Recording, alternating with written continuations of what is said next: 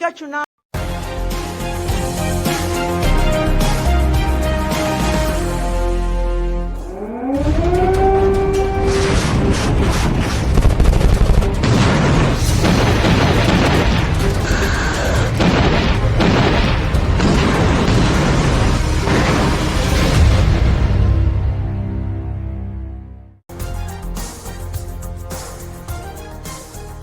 you attack us, you will see our faces, not our backs, but our faces.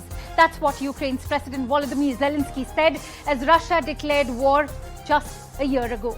Zelensky's words hold true even today. Hello and a very warm welcome to our special edition marking 1 year of Ukraine war on World 360 with me, Akanksha Swaroop. We look back on 1 year of this war and reflect on its impact and the road ahead. But first, the headlines.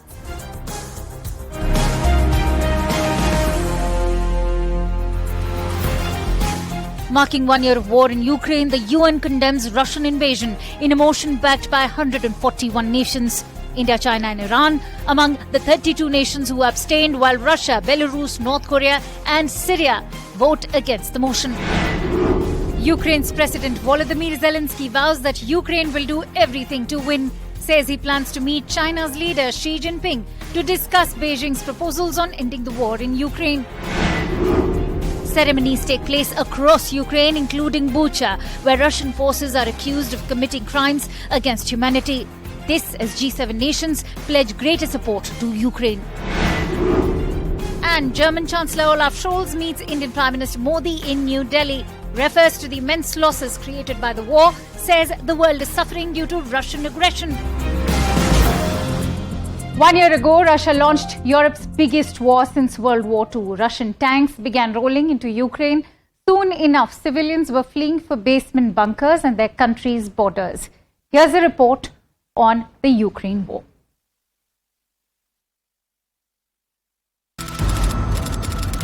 February 24, 2022.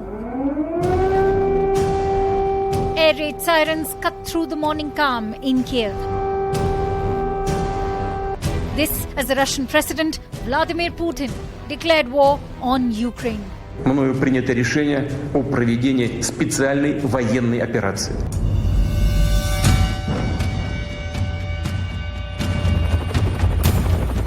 A first since World War II. Putin called it a special military operation. And the man holding the fort, Ukraine's President Volodymyr Zelensky. The international community went into a huddle.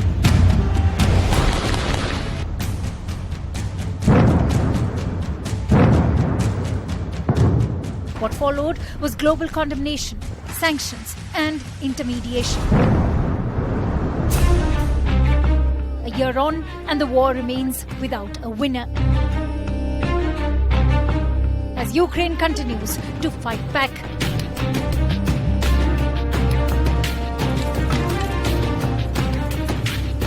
One year ago, the world was bracing for the fall of Kyiv. Well, I've just come from a visit to Kyiv, and I can report Kyiv stands strong. Kyiv stands proud. It stands tall. And most important, it stands free. When Russia invaded, it wasn't just Ukraine being tested. The whole world faced a test for the ages. We are not fighting the Ukrainian people. I've already spoken about this many times. The people of Ukraine became a hostage of the Kyiv regime and its Western masters. It is right now and here in Ukraine that the future of a world order based on rules, humanity, and predictability is being decided. For the Russian president, the West should be blamed for this war. Here's how Putin's invasion has unfolded so far.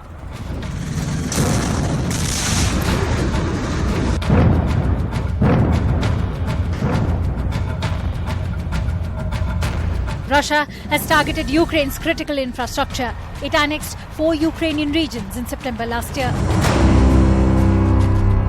Russia also captured the salt mining town of Soledar. But the tipping point is the battle for Bakhmut, a strategic town that could decide the fate of this war.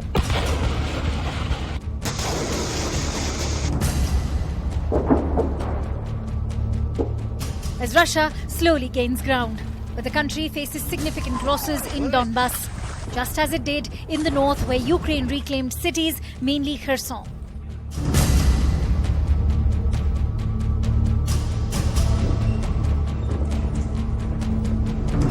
But with Russia preparing for a renewed spring offensive, expect a boost to Ukraine's arsenal. With dozens of battle tanks from NATO allies and the United States, and military aid worth billions of dollars, however, the death and destruction remain, with millions displaced, even left food insecure. Manufacturing products and trade ties are also disrupted. Global gas prices have hit multi-year highs, and worst hit is Europe, Russia's biggest energy customer. The world is staring at a bleak economic outlook, while Russia continues to accuse the West of tainting the world order. Bureau Report, CNN News 18. Now to delve deeper into what the impact of this war has been and where it's headed, let me introduce our esteemed panelists. Catherine Quinn, who's a conflict dynamics analyst, joins me live from Kiev. So does Ukraine's Member of Parliament, Oleksiy Goncharenko. Russian political affairs expert Fred Weir is live from Moscow. US defense expert Heiner Klink is live from Washington, D.C. And foreign policy expert on EU affairs and adjunct professor at Johns Hopkins SAIS is Edward P. Joseph, who's joining me live from Aspen in Colorado. Thank you, everyone, for joining in. Catherine, if I may begin with you, I know the war can't be just reduced to a David versus Goliath analogy, especially when we view the death and destruction, especially also the displacement it has left behind. As a conflict dynamics analyst, how do you weigh in on the year gone by? Well, I think just as a human being, it's incredibly hard to witness and sort of add up the death and destruction that the war has wrought. It's a horrible thing to take stock of. In terms of displacement, over 5 million people are now displaced within the country. That's actually a slight drop from the peak last summer when there were nearly 8 million displaced. I should say, though, that the drop in displacement isn't necessarily a sign of increasing stability. In fact, a lot of people have had to return to places that are still extremely insecure because their financial resources have been depleted or because they've been unable to find work or otherwise adjust to their areas of displacement. In terms of refugees abroad, there are some 8 million. I should say that some of these people go back and forth, but that's still, it's a staggering impact. And then that's to say nothing of the millions and millions of people who are still left in these extremely insecure areas. And these are really the most vulnerable people I think we should be most worried about. Oleksiy, if I could bring you in on this, a November report by the New York Times states that Ukraine has reclaimed 54% of its territory from Russia. That's more than half. What do you make of Russia's military incursion so far, and how did Ukraine manage to spring surprises? I think the most important is that Ukrainian people, the moral of Ukrainian people and Ukrainian troops, because Ukraine is fighting for, and the Ukrainians are fighting for their families, their homes. What for fighting Russians? Nobody knows. And they don't know themselves. What they're doing on Ukrainian soil, they don't know. And Ukrainians clearly understand why we need to fight. That's the most important, I think, why Ukrainian army stopped Russian and then reclaimed and more than half of the territory Russians took. And we will definitely win this war. But the stakes at this war are really very high, because it's not about Ukraine, Russia, it's much wider picture. Because if Russia will be, just one question to those who are watching us now. Do you want to live in the town, in the country with the rule of law, where there is a law which defends you? Or you want to live in some chaos when anybody who feels himself stronger than other can go beat, rape, take the property? Where do you want to live? This question is now decided in Ukraine, where the world will live under international law for next decade. All right. All the international law will be completely destroyed because Ukrainian borders, Ukrainian territorial integrity and sovereignty was violated by Russia. And Russia absolutely accepted our borders for years. For years, they were saying that we are their friend. And then they just decided that they want to attack and take the territory and kill our people. So that's what is on the stake. Does the world order exist, or it doesn't exist? And if not, there will be a bloodshed throughout the whole planet. In fact, I'm going to ask Fred about the existing world order being challenged by Vladimir Putin. But right now, Fred, I want you to weigh in how this war has clearly revealed gaps between Vladimir Putin's ambition and the military failures on ground in Ukraine. Where did Putin go wrong, and how are you anticipating the Kremlin's next move? I think at first his idea was to launch a war of regime change, much like Americans have done repeatedly. I don't think he thought through the lessons that the United States has suffered in their wars of this sort, but he thought it would be that easy. It clearly wasn't. The Russians realized within a month or so of their assault on Kiev that wasn't going to work. They withdrew. They retrenched in eastern Ukraine. I think they narrowed their sights to the Donbass and perhaps a land bridge to Crimea. These are their ideas now.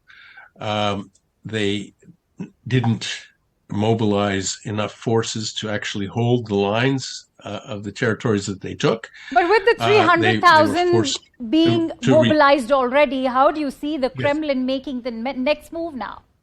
This is exactly what Russia is gradually waking up. They're not giving up. They've realized they made terrible strategic blunders. I think Russians don't know why this war was started, because it was a failure at first. But now the mood is, I'm sorry to say, the mood is to consolidate, to build up the forces, to put the economy on a war footing. I'm afraid that Russia will be gearing up for a much bigger war, longer, more protracted, and they are bringing forces, economic and military forces, to bear on a longer, harder war. All right, fair enough. Edward, the war in Ukraine without doubt has challenged Europe's strategic autonomy and defense, whether strategic or economic. What have been the implications for EU? Well, there's enormous implications from this war for Europe, but the key point here that we have to remember with respect to Europe, the United States, and the world is that there's no debate.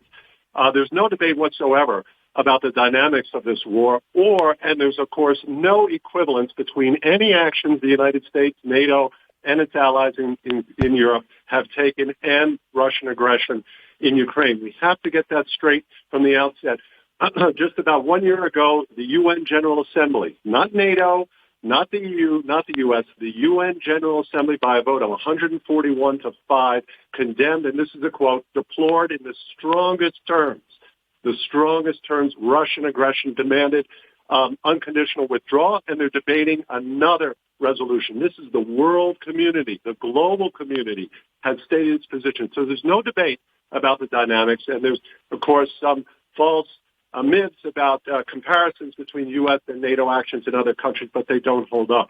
With respect to Europe, the main result of Putin's disastrous decision to invade Ukraine is to strengthen the West. He's unified. He's succeeded very successfully, Vladimir Putin, in unifying the West, exactly what he didn't want. You see, the concept of the West, the values of the West, the values of democracy over autocracy strengthened. You see very close positions between the U.S. and the EU. And remember, these are sovereign states. European Union, these are the collection of sovereign, independent democratic states, including a state like Hungary, which is very close to Russia, has gone along with 9 rounds of sanctions on Russia, and it is Russia that is causing global inflation, including raising food prices in the countries of many of your viewers. This is all the fault of Vladimir Putin and the disastrous war that he launched. I think you've made some valid points, and let me bring in Heino Klink on that. Thank you, Heino, for very patiently awaiting your turn. Moscow is unrepentant after suspending the nuclear arms treaty with the United States. Xi and Putin are set to attend a summit in Moscow this spring. Is Ukraine also becoming a test of the United States' clash on two fronts, namely Russia and China? Well, I think it's more than just the United States. It's frankly the West, and I would. Right, but I want you to give me the American perspective on this, particularly for the United States. Certainly. Well, the American perspective is that authoritarianism has been on the march for quite some time, whether exemplified by Russia's aggression, not just its most recent attack against Ukraine last year, but its invasion of Georgia, its invasion of Ukraine back in 2014, as well as other activities, as well as China's continued aggression. If we just take, let's say, the last couple of weeks, and we work our way backwards, Wang Yi was in Moscow discussing, I think, the limits of the no limits partnership between Moscow and Beijing. Secretary Blinken has hinted at China perhaps considering providing lethal aid to the Russians. And then we have, at the same time, Chinese aggression against the Philippines, using a military-grade laser against Philippine vessels, increased incursions into Taiwanese airspace, and the list goes on and on. So there is, in fact, not just an American hardening of positions vis-a-vis Russia and China, but I think, again, like I said earlier, the West writ large, Europe, as well as in Asia, Japan, India, Australia, and others. Catherine, if I could come back to you, how do you weigh in on the perception that the Ukraine war is a white man's war, especially when it comes to sheltering Ukrainian refugees? How do you view the Ukrainian displacement compared to Syria, Iraq, or even Afghanistan? Sorry, first I just want to address the notion that this war has united the West and strengthened Western values. I just wanted to say that I'm glad that people feel that way, but hundreds of thousands of people who died in this war might have just as well have seen Western values and anti-autocratic values strengthened in a different way. And I just say this because I think it's important to highlight that this war isn't about, it's about so much more than about consolidating the West. It's about lives lost irrevocably, towns lost irrevocably, whole ways of life lost. And all that is to say that just that it shouldn't drag on with the goal of weakening Russia. It should end with Ukraine's victory as soon as possible. As far as the notion of the war being a white man's war, it's a very important and complicated topic, right? The pain of colleagues of mine from Afghanistan, working on Afghanistan, from Syria, and working on Syria is really palpable when it comes to sort of the comparison between how refugees were received from Ukraine in Europe and how refugees from their parts of the world have been received. I'll say that, for example, in countries like Poland, the situation is very dicey, right? Because Poland has long been a very homogenous country. Its sort of national narrative is kind of, about this idea that, we've faced near extinction at various points in our history. People have been trying to destroy us, and we have to kind of preserve our identity. And so for Ukrainians coming to Poland are sort of seen as cousins who are staying a while, but not necessarily going to change the makeup of the society. So I, in fact, would want to bring in Edward. Sorry, I'm running short of time, but if I could also bring in Edward on this. Edward, Poland's EU commissioner had pledged to shelter Ukrainian refugees in his own home. The UK government created a Homes for Ukraine scheme. US even opened its doors to 100,000 Ukrainians. Is this not Eurocentric self-interest at play? Would such an approach be adopted for refugees from third world developing nations? Yes, well, again, this emphasizes the point I was making, that this is, in fact, about values, because it's values, difference in values that result in all of these Ukrainian lives lost and all of these displaced. We have a total about 13 million Ukrainians displaced by Vladimir Putin's aggression in Russia. That's values. We have another 13 million displaced in Syria, also due to Russian-supported aggression, brutality of the Assad regime. You have there about 25, 26 million people, precisely a difference in values. And we see the difference. We see the reaction in Europe. Obviously, these refugees are going to flow into neighboring countries. That's in Europe. Europe has stepped up and has been united. We've seen quickly, I have to add this, we've seen two neutral countries. This is so critical. Two neutral countries, Finland and Sweden, famous the world over for their neutrality, that have decided on their own accord, not pressed by the United States, on their own sovereign decision to join NATO. So that's a strong proof. There's no comparison here with the U.S. invasion of Iraq. That was a mistake. President Obama corrected that mistake, withdrew the troops, and they were only sent back in by request of the Iraqi government. There's no comparison of NATO expansion as any type of excuse. That was done precisely by the demand, NATO expansion of Poland, of Hungary, of Czechoslovakia. Why? Because they were afraid of Russia and wanted to join the West. It was not the West that wanted to expand NATO. It was the fear of Russia, exactly played out today. Thank you. All right, Edward, I'm going to request you to continue to stay with me, as I will request my other guests as well, because it's time to slip into a quick break here on World 360. Stay tuned with us as we continue with our discussion after a short break.